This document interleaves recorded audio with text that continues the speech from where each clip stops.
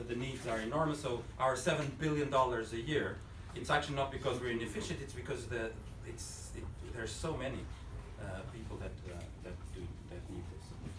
Now, food aid is only one of the things we have. Another one was cash distributions, which we started roughly 10 years ago, and we already do 30% of our distributions.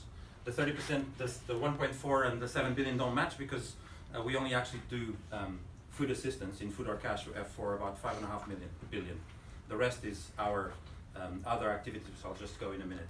So about 10 years ago, WFP went through a process of that we call from food aid to food assistance, which means nothing for anyone outside the business.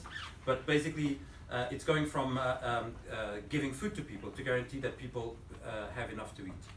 And in the vast majority of the cases, that still means giving food. But 10 years ago, we started a process by basically we do an assessment first. And that's the people that are here are part of the group that do the assessments. And then we try to understand if the best intervention is actually giving food, or if it's giving cash to let the markets work, or if it's giving school feeding. And so 10 years ago, we started this process that now accounts for about 30% of our assistance that is done through cash and vouchers. This is either done. Go ahead. Where do you get the money from? Donors. Mostly governments. Mostly governments. Yeah. So unlike many agencies, we don't have a core funding from New York. So we're all purely voluntarily funded. So we start every year with zero, and so basically we have to fundraise for all the operations. So cash and vouchers is either through cash as in hard currency, or through smart cards, which is actually how we mostly do the assistance with POS, point of sale machines, that are topped up, and then the traders will have one of these and people will go and buy. They are mostly with biometrics ID checks. We now do this for a big chunk of the operations we have in the world. We do this for almost all of our cash distributions, and we do increasingly also for our food distributions to do biometrics ID checks to understand if the food is getting to the right people. We also have other activities. We have maybe 6 programs. Basically, VAM, which is the unit that we mostly belong to, do the assessments, and basically based on this program, which is the unit I belong to, designs the best intervention for that area. So that might include food assistance. We just saw it's the equivalent of 35 million people. Cash, we give cash to about 19 million people. We do prevention and treatment of malnutrition for about 16 million children under 5 and pregnant and breastfeeding women. We do school feeding for improve learning, because a child that is hungry doesn't learn as well as one that has eaten in the morning. To increase attendance and to guarantee that children eat every day, because sometimes the food that is in the house gets diluted among all the family. And so we do school meals to 25 million children every day. And we do cash for work and asset building, which is basically going into the community and saying, okay, we're not going to give you food anymore, but why don't your community build something that you need, and we pay you in either food or cash. And we have about 10 million people working on this at any given moment, or per year. They typically would be 3-month projects each, with 300, 500 people each project. They include building water reservoirs, terracing for agriculture. They also include disaster risk reduction. So in this case is in the Rohingya crisis in Bangladesh, they are clearing the valleys to prevent flooding. So this is also done through cash for work. We also have agriculture and market support, and this is one part where a lot of the things that we've heard this morning might be very interesting. We feed 2 million farmers. That's cumulative, because farmers are more a long-term support. We do that in sort of a value chain logic. Just after harvest, farmers in the developing world lose something like 30 to 40% of their crops. And so by giving them subsidized silos, we sell them at half the price. We reduce post-harvest loss from 40% to 2, which almost doubles the income. But also people can keep the grain for longer and sell it when the price is higher. Because in subsistence farming, everybody plants at the same time and everybody harvests at the same time. and the middlemen come and buy everything at a discount. So by keeping grain for longer, we actually put more money in the hands of farmers. We also set up grain aggregators in a sort of co-op sort of logic for the smallholder to come and give their food. We give access to inputs, which might be seeds, but also finance, because a lot of these farmers are outside of the financial system and they can't put the money forward to buy inputs or to invest in their operations. And then we connect all of this, at the end of it, to markets, local, and to our own procurement to then go and support the people that we still give food to. So we have a whole value chain in which some of the things we've discussed and some of the things we've seen, for instance, with the World Bank and the Asian Development Bank, might be quite interested, in particularly on the finance side, on the risk, on the risk of it. Now, recently, with the SDGs, the Sustainable Development Goals, WFP went through another revolution similar to the one of 10 years ago, which is, in particular, in SDG 2, which is zero hunger, which is something, again, we're very good at calling these names that nobody else but us understands. Moving from resources to outputs to resources to outcomes. So outputs is people, metric tons, hectares, right? So traditionally, the donors gave us money, and we went and fed people, we went and moved metric tons, and we went and did cash for work to plant hectares, right? And the SDGs, we now ask the question, why do we do this? What for? What is the impact to the zero hunger goal of doing a cash for work operation?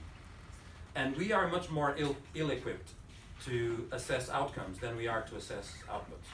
So for instance, if we do a water reservoir to increase plantation, to increase farming, traditionally we would just arrive and saying, here, we've done a water reservoir, check. And now we want to ask, why do we build this for, and what is the multiplier effect of this asset that we create?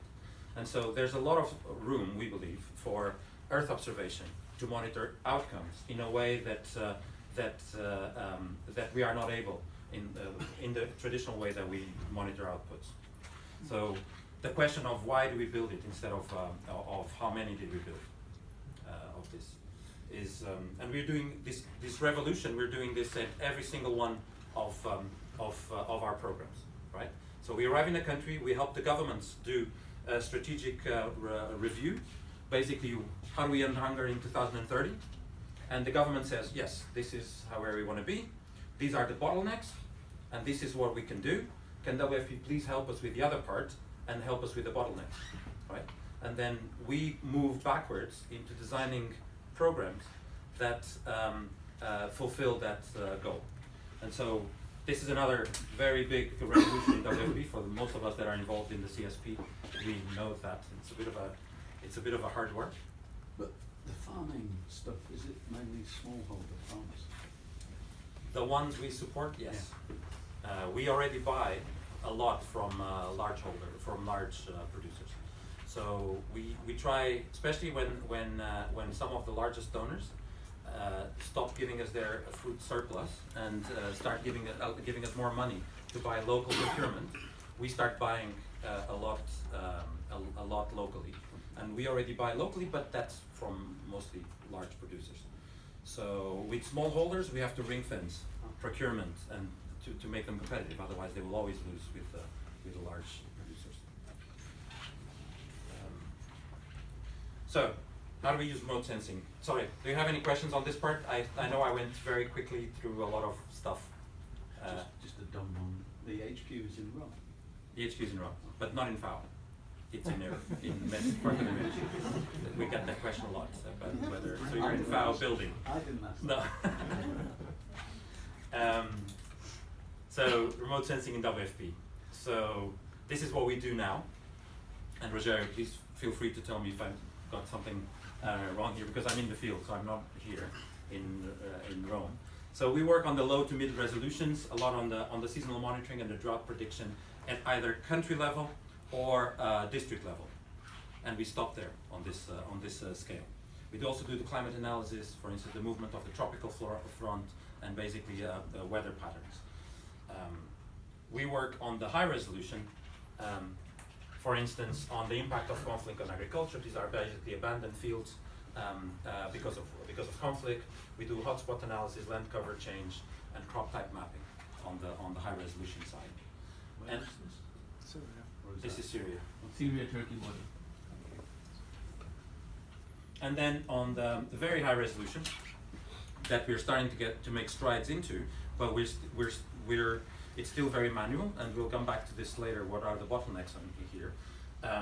We work on population movements, damage assessments, camp dynamics, informal settlements, and impact of asset building, those assets that we were talking about on the cash for work. This is North Uganda, one of the refugee camps in North Uganda. So for instance, this would be an example of slum detection. We can't use slum now. Informal settlements in Philippines. These are an example of the asset monitoring, the before and after of the asset monitoring. This is an example also of the asset monitoring. In this case was in South Sudan. We did 80 kilometers of road between Magui and Pageri. The reason we build roads is that we call feeder roads. It's because one of the main bottlenecks of food security is that the markets are not well connected. If one area doesn't produce enough crops and the markets are not well connected, that area will starve, even though the town next door might be producing enough. So we do a lot of feeder roads with that goal. And this in orange you see the settlement and the crop areas that existed before we built the road, and the yellow is all new areas that were generated after the road was built. So when you say we do this, you mean WFP. yeah, Yeah, themselves. we built this road. We built quite a lot. We built. You also do the analysis. We do this analysis. Yes. It's What about Laura there. do, Where's Laura? do you have access to in situ to validation data? Because In South, that is our big plus. Yeah. In South Sudan alone, we have 13 field offices. So we are close to virtually any place that we can work. The part that we can't access is mostly because of security, and in South Sudan because of rains. But mostly security, the areas that we can't reach. So, but in the majority of the 80 countries around the world, we are just next door to the places that we support, which we would come back to on the training data and the possibility of helping on the training data and validation, because you can just call us and saying, I have a doubt in that area. Could you just go and check something there? So we have a huge footprint in the field. So we have 13 sub-offices still 13. 14. What? 14 in South Sudan alone. Right. So we have 6 in Uganda. We have I think 8 in Kenya. It's 1,300 workers we have in South Sudan. Yes. So we have quite a big field presence. Traditionally, the way we monitored the outcomes here was paying someone at the side of the road to do traffic count. And so if the old road had 50 vehicles a day and now the new road has 800, we count that as a success. But what we would like to see is something that we can show that what is generating into the local economy, right? How do you now evaluate the value? I mean, you have an increase. Not yet. we don't yet. And we'll go back to this in a bit, but one of the problems is that it's still very manual. So this is great. It's great to see. It's great for South Sudan. It's great for the engineering unit in South Sudan. But you know, if we now half of the countries we work on, so that's 40 countries, start saying, can you just monitor all the 40 things I did this year? We need to bring this up to scale, and we need to find.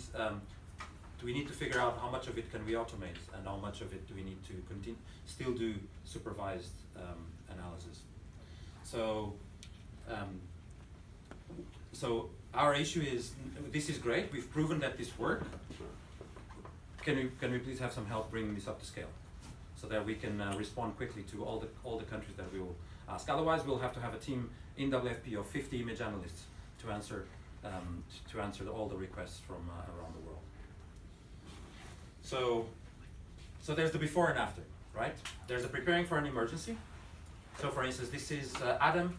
Adam is a system that WFP has done of automated maps that are done in preparation of an emergency.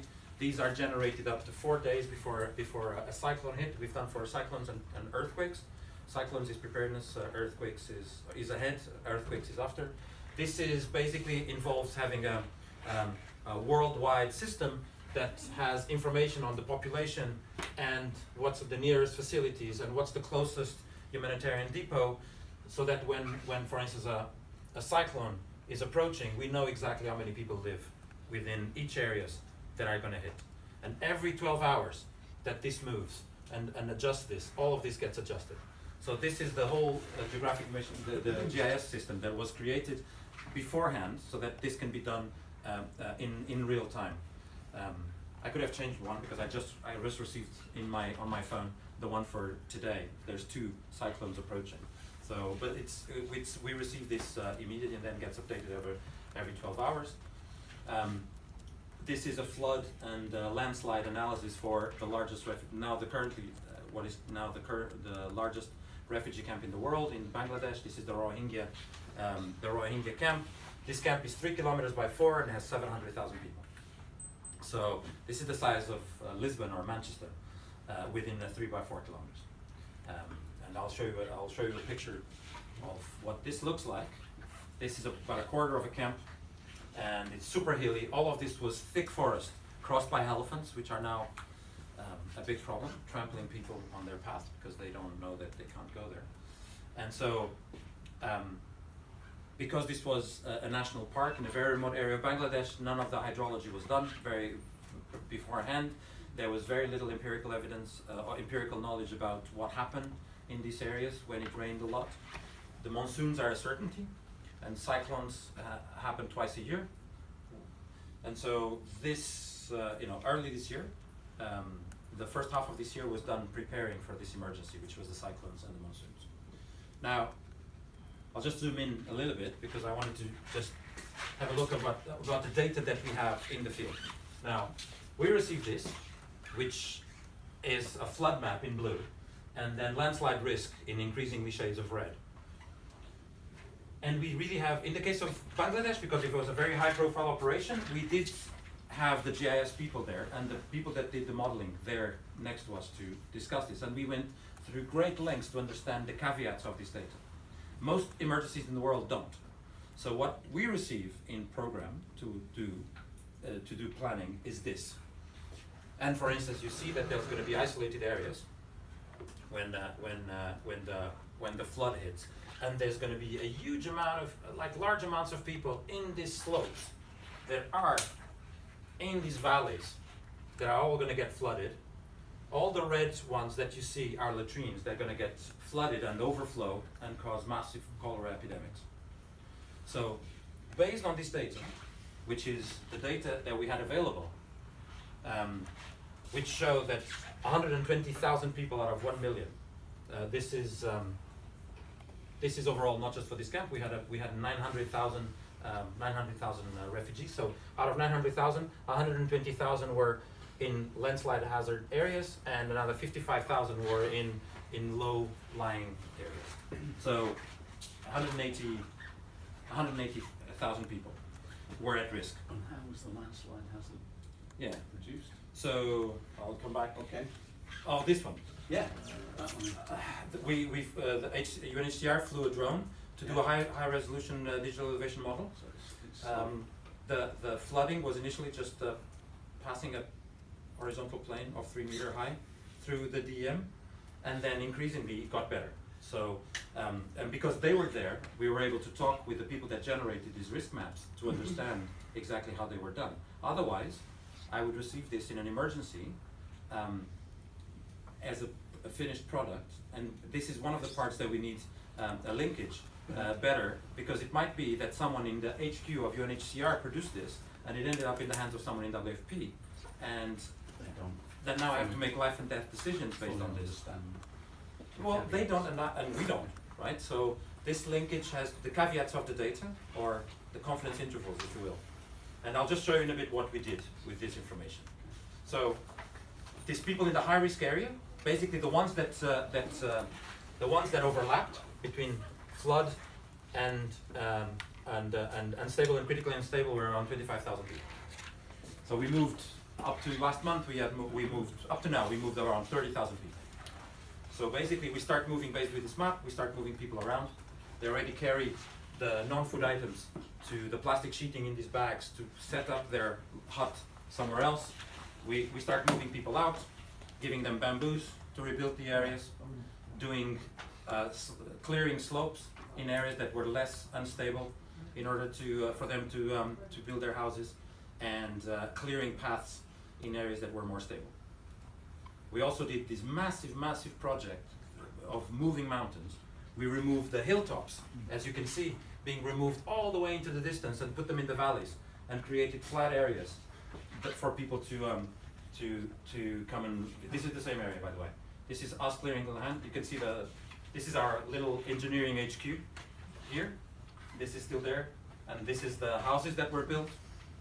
This is one of the streets. Must cost a fortune. Yes, come to that in a moment. And it's being driven by Yes, those hazard maps. we've done this massive logistics hub for the whole humanitarian community, with 18 of these plus accommodation here for command and control for the government and for us. We've set up, that's WFP alone.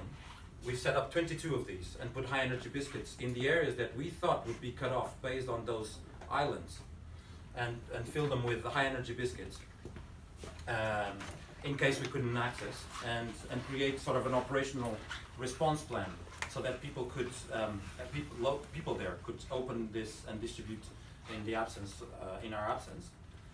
We set up these kitchens. They can crank out 80,000 meals a day. This is one of the distributions. So sure enough, monsoons hit. They last for 4 months, between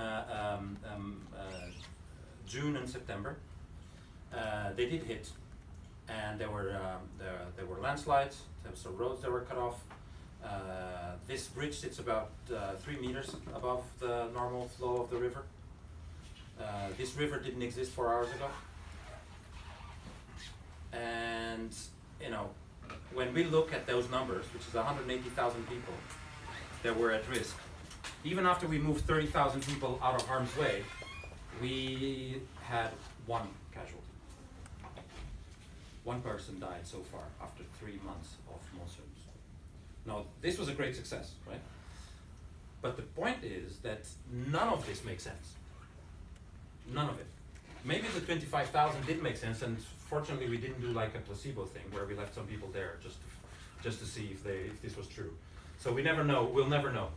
And we even have, WFP even has a policy which is a no regrets policy, which is once you do preparedness and you invest the money, you don't go back and crucify the people that made those decisions because they've made the best they could do. But the thing is, moving the mountains alone cost $10 million. That's just that part. We had 80 caterpillars moving things, just creating that flat areas. That's just the part. We had 9,000 tons of food prepared to replace. We had 500 tons of biscuits. Those kitchens cost a little bit to set up. And so, fortunately, we were bracing for up to 180,000 people suffering, and one did. I mean, there was lots of landslides, and there was lots of huts that were lost that we replaced, but one person died. And fortunately, we erred on the nice side. But what if we erred on the other side? And this is something that we really, really need, because with better data or worse data, we will have to make decisions on what to prepare and what to do. And we would like to have, I mean, when I put containers around here, where is it going to be? Is it going to be here, or is it that area that seems to go to that's going to be cut off, or is it going to be around there? And so, this eventually someone will make a decision, and it will either be with better data or worse data, and someone will take that risk, right? So, my bottom line was that. Sorry, go ahead. Did you then not evaluate how the flooding compared to the prevision that you had? I've left a couple of months ago, so it probably I can ask for an updated one. But the point is, it would be interesting how well it works. It would be very interesting. It would. And we can still do that. We can still do that analysis. But my point is that, you know, a few decades ago we had none of this, and so all our operations were done empirically. We would arrive in a place, we would go to the shepherds that go there and saying, so, up to where does the water go? And we would just go and figure out empirically what's going to happen, right? If data, any data, not just Earth observation data, any data tells us this area is going to be terrible, and we just move resources from that area, and that area is stricken, then I'm going to take much longer to get there than if I had trusted in empirical data to start with. So the bottom line here is we need the caveats on and the limitations on the data, so that we can understand how much do we trust. Tell us it's a 50% confidence interval, right? It's plus or minus 50%, or this is pretty awesome because we've had great training data, and there's a 5 or 10% standard deviation around that average, right? So, especially in very, very fast changing the situation. This is 3 months of displacements in South Sudan, from South Sudan into Uganda, right? They started here, Ye was attacked, then this was basically drained of population. And then the army start moving there, then the Nile runs through here. So at some point, people, you know, this massive river became a barrier, and suddenly we start seeing people crossing all around there. So if we had done something similar on the flood map, it's just the situation changes so quickly that you know, it's going to be an academic exercise, right? So after the emergency. So now the emergency has hit. There's the immediate part that we would very much, there's lots of uses for EO, especially in areas where we don't have access. So having a bird's eye view or a very high level overview of what's happening. We have the ADAM, for instance, giving us information on earthquake. This was just a couple of weeks ago in Indonesia. Again, the same thing. Within 15 kilometers of the epicenter, 30 kilometers, 50 kilometers, how many people live there? Is it shining, the sun? This is mostly for our operations, for accessing and for flying. How much was the poverty line to start with? What's the nearest office, and what's the closest facility where we can respond to that emergency? How long has this been operating? I'm not This sure. system? Yeah. Not sure. A couple of years, I guess. Not sure. I can Google that. And then a little bit into an operation, then we can start basically using satellite imagery to assess what we have at hand. So this is one of the camps this is Arua, which is a camp around here. It's 280,000 people. This camp alone. This camp in these 5 areas is supposed to be 280,000 people. Each one of those camps is supposed to have 60,000 people. Those zones, each one of those zones.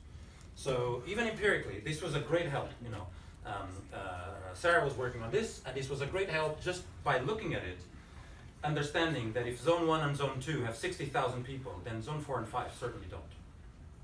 This is NDVI difference, right? So if this place has 60,000 people, certainly this one doesn't, or this one, right?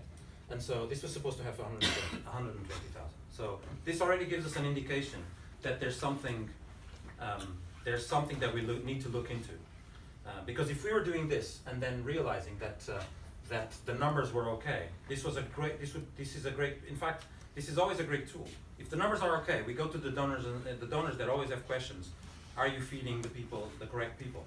And then we'll show, here, the numbers are right. If not, then we can use this in the field.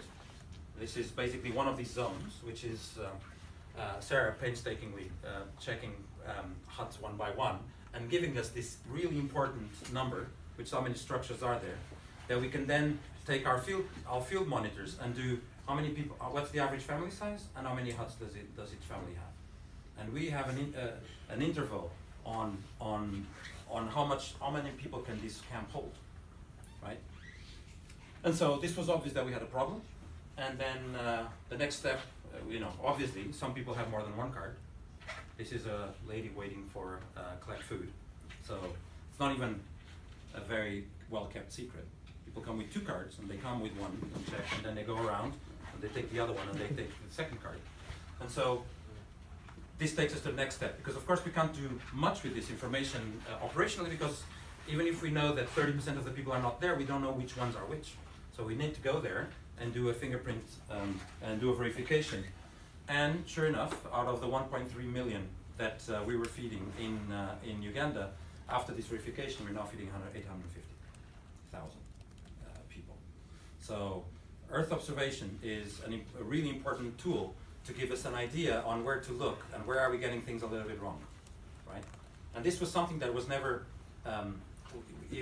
this was not possible before, and still, what we would like to have is something that we can take to scale, use more and more machine learning to have better and better data that doesn't require a human to be counting individual huts.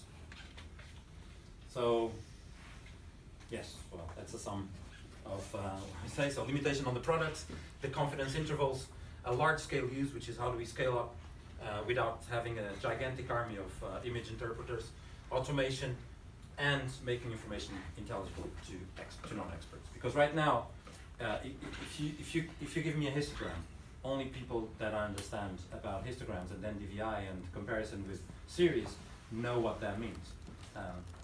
The people that then need to make a decision on whether to launch a verification, on whether or whether to make decisions on whether to go cash for work or whether to go in this direction, need to have better information. So I'll just give you 4 examples of camps, and one of the problems that we have of what camps look like. This is a fresh camp with brand new plastic sheeting and great contrast. This is perfect for image interpretation, and I am guessing for artificial intelligence algorithms. High contrast is great. Within 6 months, those tents are all going to be full of dust. Within 1 year, they will be shredding, and the contrast will be this variation, this weird variation of very white, very dark, no plastic sheeting at all, and then slowly it will be replaced by. This is in Kenya. This is the dab by metal sheetings.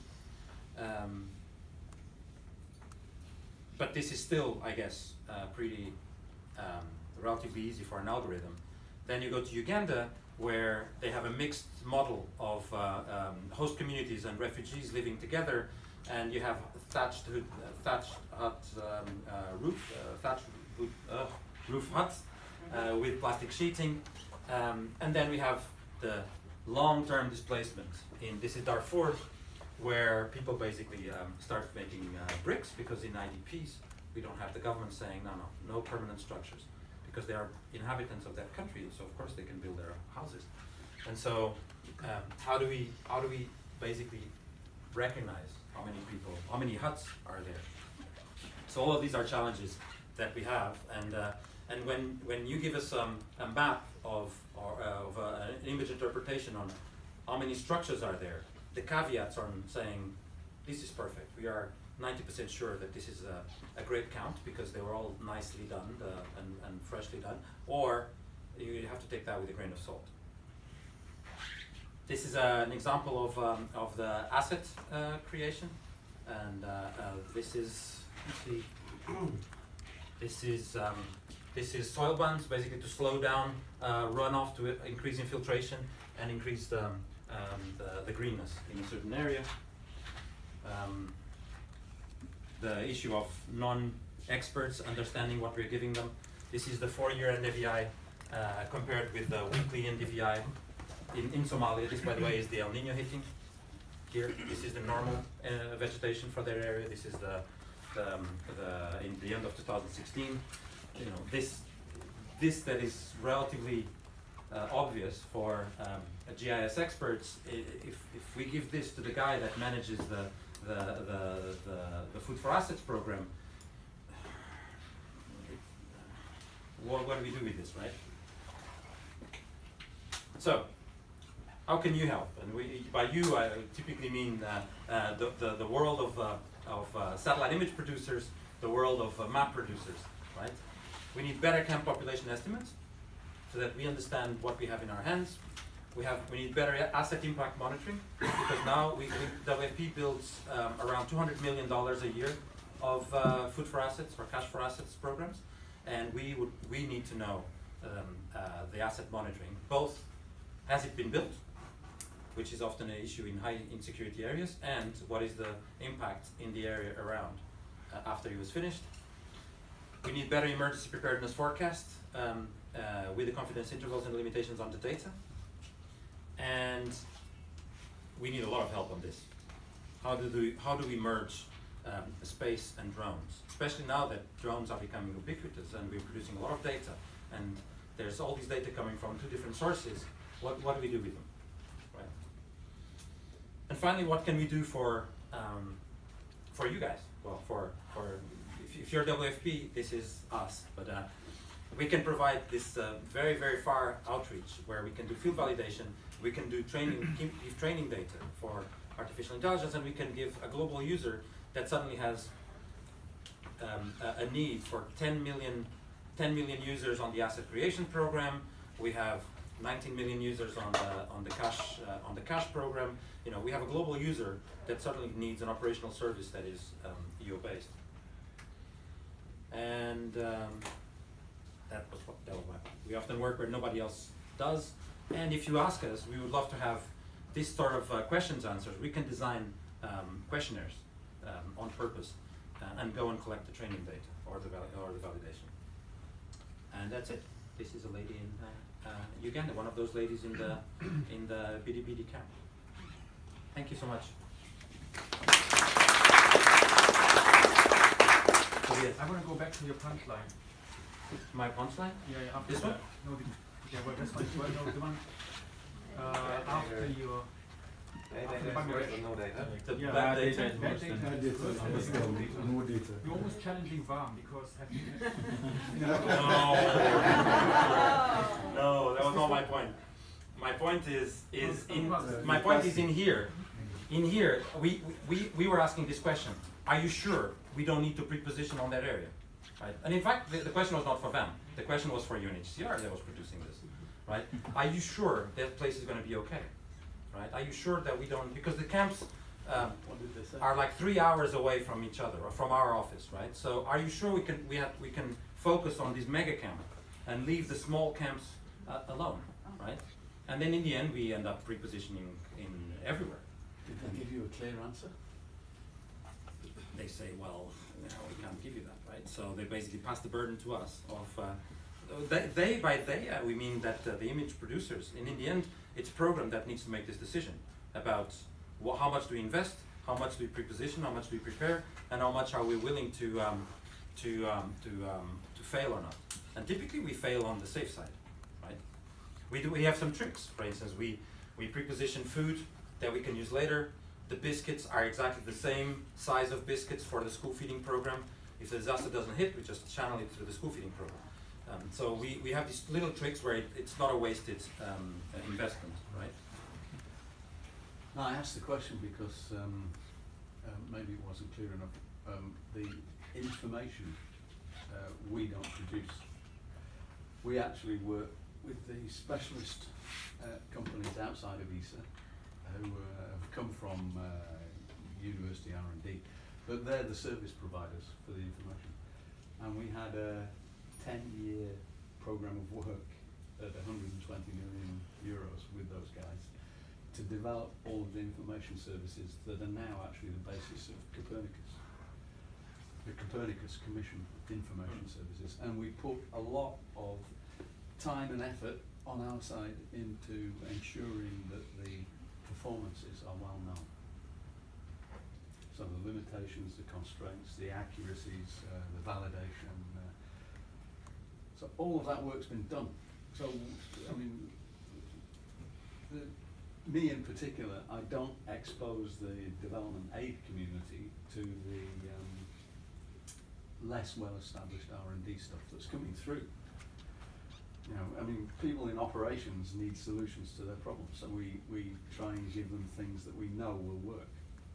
No, and I mean, VAM provides, VAM, which is a vulnerability analysis and mapping unit of WFP, does that with us as well. And typically we sit together and discuss this discuss basically all the inputs that trickle down into operations. We discuss together on what are the limitations, right? But it will always depend on what information you put into it, Sure. and what That's comes why- out of it. that's why it's and about that the part, local that, knowledge. and that part often is invisible to the people making decisions, right, on the ground, which should be. I don't need to know the quality of the data. I just need to know the quality of the end product, right? I don't need to know the workings, right? Yeah. And so that part, it's a part that we still need to bridge this gap until we can't fall into the opposite side, which is this what do you call the paralysis of the analysis, where it's like, oh, this is not good enough yet, so we're not going to make a decision. At some point, we have to make a decision, and we have to accept that information is imperfect, and then we decide on which side do we err on the preparedness side, right? But it is. I mean, from the point of view of someone that has to make decisions on this, it is something that we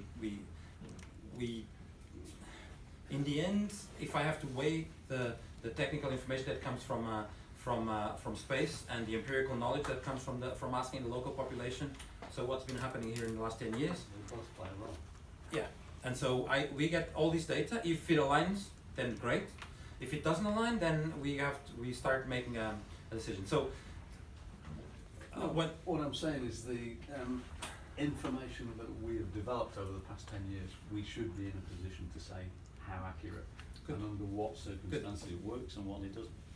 Yeah. Good. I mean, and I come across this a lot in the development sector with the people I'm talking to, because they say, oh, you know, it's I want it for free, it's on the internet. I say, great, go use it, go pick it up. Be aware that there'll be a huge health warning associated with whatever's on the internet, because you may not be guaranteed the accuracy and performance of the product. But we're not even asking it for free. Yeah. We do have No, money. that's- You know, we have. So that It was cost the us. second It cost part. us copious amounts of money to prepare for this emergency. That was the for second instance. part of my comment was, we've put in place, shall we say, an industry that can produce and deliver this stuff to known standards and quality, but that comes at cost. Hmm. So those products come at cost. We know the costs pretty well. I mean, we're not in the business of providing commercial offers, but I mean, we know the ranges of the costs quite well. And it's, if you're talking about the 10 million, making decisions on a $10–20 million operation, the costs are actually quite modest to get reliable information in order to base decisions on such huge investments. Yeah. I mean, the South Sudan road building operation was a $50 million a year operation. Yeah. So it's I mean, when the scale of our operation would make monitoring systems quite new. And we do have them in place. Every one of these offices have VAM officers and monitoring assistants and field monitor. All of this is not a cost. Is the eggs to make the omelets, right? It's not a cost in itself. And so yeah, I mean, it will be quite interesting. And just to end on this part, and then the other part that is missing is, once we figure out what happened here, trickling information up. This would be great training data for the next monsoon, right? Once we figure out whether this area got isolated or not, and whether this area got landslides or not, basically trickling the information up to provide training data to whatever algorithms are doing this. This two-way communication would be, I think, would be great to boil a little bit better. Very good. Right. Any more questions? Sorry, I forgot to ask. Anyone has more questions? I have a question. Just following up on that. What are there established tolerances, or is there ways to gauge? Are there ways to gauge uncertainty of the product? I mean, should hopefully be a proxy for usability or reliability. There's issues of calibration spatially and temporally and radiometrically. That's all remote sensing, but then the actual use of it, that's a different question, right? How late is it? What is, if you got something that's 200 meters, how do you use that? Can you use that in a way that is superior to data that are 30 meters but a week old? How do you make these trade-offs? Okay, so the question is how do we make the trade-offs between resolution and timeliness, right? Well, that's a specific example, but just in general, what is the decision-making framework on how to use remote sense data? I mean, if you're Okay. doing land cover analysis, you have Alright. specific guidelines as to what a forest cover would be. A pixel that has to be forest cover, has to be ag. You would have some decision-making criteria that allows you to say, at this level of accuracy, this is agriculture. How does that? Well, I would leave that question to Rogerio on the uses of basically thresholds. Yeah, I don't think there's actually much thinking on that particular area, and there's definitely no established framework for it. It's something that may come, for instance, when you start dealing with estimates for agricultural area, then you will have accuracy measures taken into it. Then you can decide whether the data is usable or not. But I don't think we have, we mostly deal with, well, quantitative but semi-quantitative information. And No. there's, I mean, when an emergency hits, we have something called the 72-hour assessment, right? Within 72 hours, we have to have something that will help us make a decision on what is the best way forward. So it's more, the cutoff line, the cutoff line is a date line. So sometimes the information is more imperfect and sometimes the information is better. And it depends a lot on how much have we prepared beforehand with, for instance, population densities, levels of poverty, how well the markets worked. So when there's an earthquake in an area, the information that we gathered beforehand on how did displacement work would give us much better data on what happened and which roads got cut off, and whether, for instance, a road that got a landslide or an earthquake cut off a major connection between central market and the regional markets, and all those markets are going to be suffering or not. That, for instance, is our main decision-making point on whether to give cash or food. If the main connection to the markets is cut off, if we bring cash, we're just contributing for inflation, because the same amount of food that is in the market is going to cost more. Whereas if the markets work, if the roads to the main markets work, then we can safely say that we can do emergency cash distributions where the markets can respond. So having that information in the first 72 hours is our main decision point on how to respond to an emergency. Sorry, Stephen.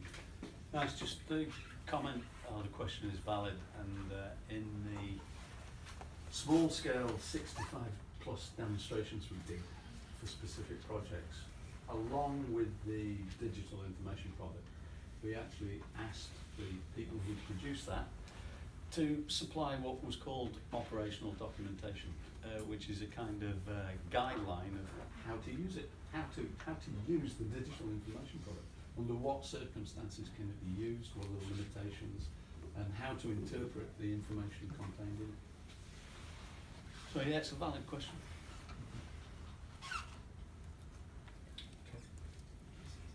Well, thank you very much. Yes,